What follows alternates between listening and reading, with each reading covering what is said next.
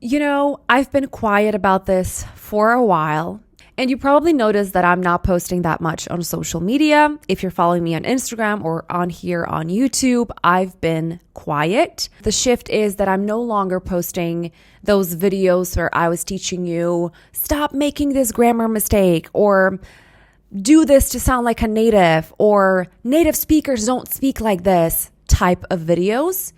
And there is a huge reason why I stopped doing these videos, and they're not going to be here anymore. So if you're waiting for those kind of videos, if you're waiting for those kind of content, I'm not doing it anymore. And you might be wondering, so why? What's the reason? I loved those videos. Those were such fun videos.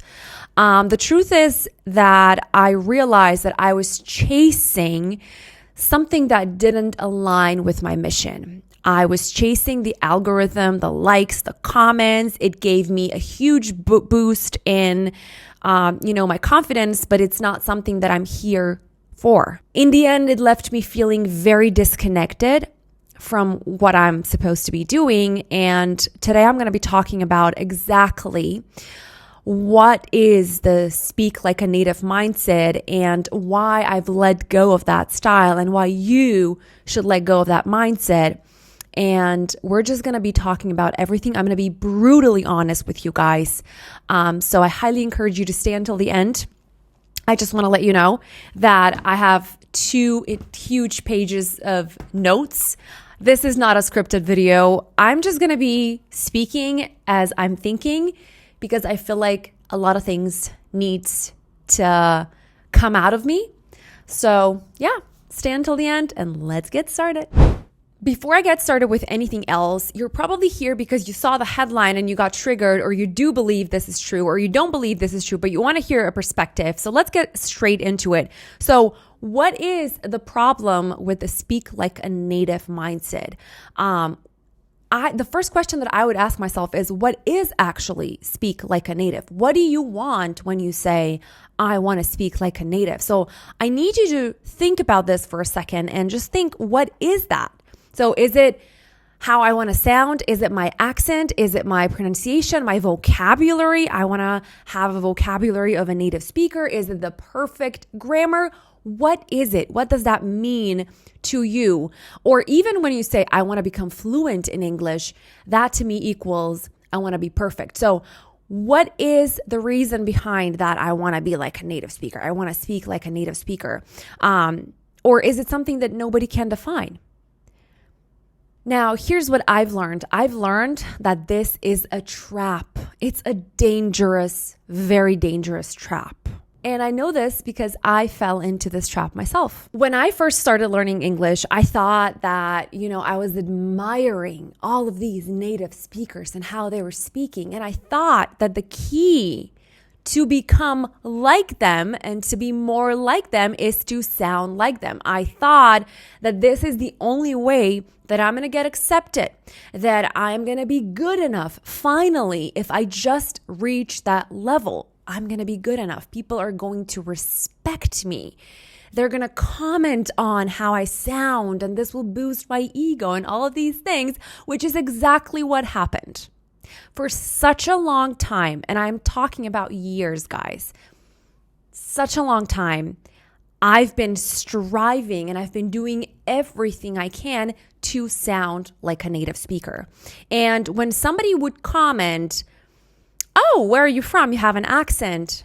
Oh my goodness, this was hurting me so much. You have no idea. Even to the point where I would go home and cry, what's wrong with me? Why can't I speak like them? How can they notice it? How can they notice my accent? This was hurting me a lot because I was striving and I wanted it so much. I wanted a native-like accent. And that is such a huge trap because you are losing yourself in the process. You're striving for something that you'll never reach. I repeat, and I want you to listen to me very carefully, you will never reach a native-like accent, a native-like speaking style. That's just not going to happen because perfection, ladies and gentlemen, does not exist. And trying to sound like one and trying to go the path that I was going is just exhausting. It's not empowering. And it's just striving for something that it's never coming. And it turns into a cycle of insecurity, which is exactly what I was battling with. And I still am to this day. And you know what's funny? The funniest thing is that even when I realized this myself, a lot of years ago, I still bought into the trend. I still bought into the trend, into the same freaking trap when I started teaching. When I started doing this, I had a very long list of things that I wanted to teach and things that I don't want to teach, of standards and values that I have and standards and values that I will never have. And yet I still fell into the trap. I made content that was satisfying the algorithm. I made content to sound more like a native. You know why? Because everyone is doing this. Everyone is doing this. And I'm going to talk about the teaching market and what you're fed into a bit later. But for now, everyone's doing this. This obviously works. I'm starting an online business online. And of course, I'm going to be looking at the competition, which is something that I do not recommend ever. But, I started it. I started looking at people. I started looking at what works. Where are people commenting on? Where's the attention? And I'm like, well, this is working. Let me just make those kind of videos, grab my people, and, see what happens. I wasn't thinking. Clearly, I wasn't thinking. And I made a mistake even from the beginning. My videos were everywhere. People were commenting, they were sharing, they were engaging. I was starting to create a community of people. So the only solution that I saw was just keep doing this. I know a lot of marketing gurus say, if something's working, do more of it. And that's what I did. Not even thinking about the consequences of not even thinking about, am I aligned with this? Is this in alignment with what I stand for, with what I teach? It wasn't. And so it wasn't a very long time after I gained 1 million followers. It was very shortly after that when I started to see the cracks, and I started to see that my content wasn't just teaching, but it was reinforcing fear. Fear of making mistakes. And if I wanna, simplify this, let me just tell you one of the hooks of the videos that I had. For example, one of the videos was called "Stop Making This Grammar Mistake." And then I'm showing you the mistake, and then I'm showing you the right way to make it. And what am I doing here? What is the deeper message here? If you make mistakes, you're not good enough, or it's not okay to make mistakes, which is exactly what the traditional system is teaching you. And I'm against the traditional system. So what I was doing is basically feeding that with my own style, thinking that I'm authentic because I bring my own style into it. But basically what I was doing is reinforcing the same thing that I want to avoid. So that's the trap that I fell into. I am so happy that I realized this early on, and I'm not going to do it anymore. So I was just reinforcing fear of making mistakes, fear of not being good enough, fear of judgment, which is exactly what all of you struggle with. And the more I leaned into it, the more disconnected I felt. And I was just on the surface level, like I'm still the same, but internally it was eating me. And this made me realize that I started this journey because I wanted to empower people, because I wanted to show people that it is possible to find your own voice, to speak with confidence, to speak with authority, to be respected, even with less learning, with less learn more, with less better English means better confidence. No. None of these things are going to help you internally, because confidence comes from your inside. Being able to communicate is not knowing more words, but you need strategies, you need structures, you need a system. Communication is all about frameworks and systems. It's not about this vocabulary or that vocabulary. Oh, this is basic, this is advanced. Use the advanced one. No. If you listen to native speakers and how they speak, they don't speak advanced English all the time. No. So stop believing this. Stop buying into the fear trends.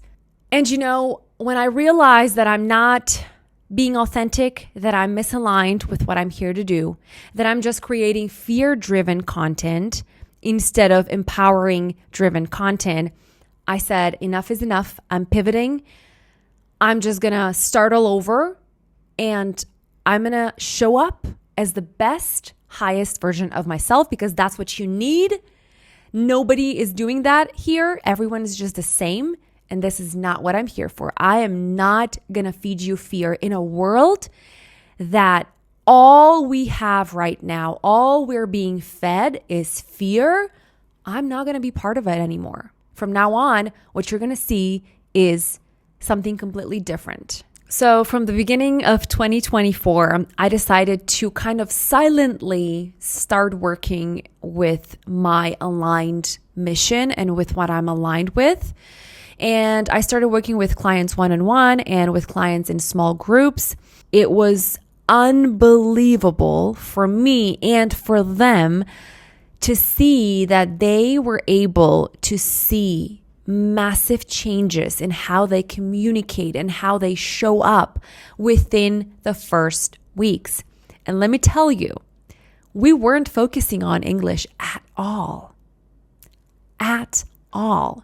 So it was less English. In fact, 1% of English, if something, if there's something that I need to tell them, like a structure or something, just 1%, 99%, we focused on what really matters. Because at the end of the day, you don't need more English lessons. If you are a higher intermediate, advanced learner, and if you've been learning English for years, you don't need more English lessons. You've got to stop looking for courses and trainings that are going to give you more English. Just because you can't speak doesn't mean that you need more English. In fact, the exact opposite.